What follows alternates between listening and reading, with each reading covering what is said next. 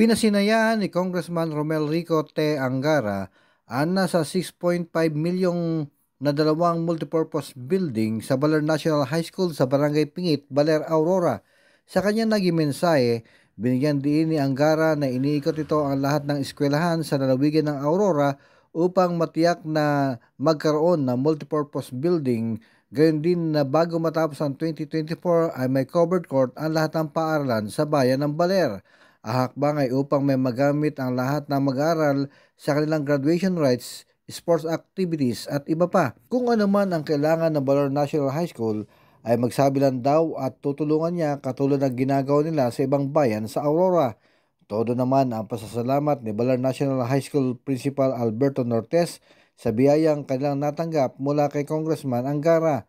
Malaki daw ang nagawang tulong ng mga Angara sa pag-umpisa pa lang ng pagtatayo ng Baler National High School taong 1993. Ang lupa daw na kinatitirikan ay nagmula sa pagsumikap ng namayapang Mayor Arturo J. Angara na siyang nagsilbing tulay sa may-ari nito na mag-donate ng lupa para sa Department of Education.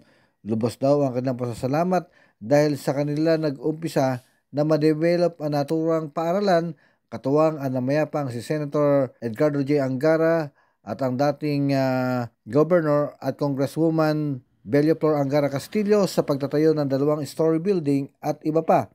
Sa ngayon naman ay patuloy ang kanilang pag-unlad sa tulong ni Senator Sonny Angara at Congressman Romel Angara kaya malaki daw ang utang na loob nila sa mga ito. Lubos din ang pasasalamat ni Baler National School Secondary Learner Government President Tracy Mejia sa malaki na itulong ni Congressman Romel para sa kanilang paaralan. Nag-alay din ng awitin ang mga mag-aral sa pangunguna ni Vanelyn Formento at mga tugtugin naman mula sa Baler National High School Rondalia. Ako ang inyong naging tagapaghatid balita, Jason De Asis para sa TV News Desk.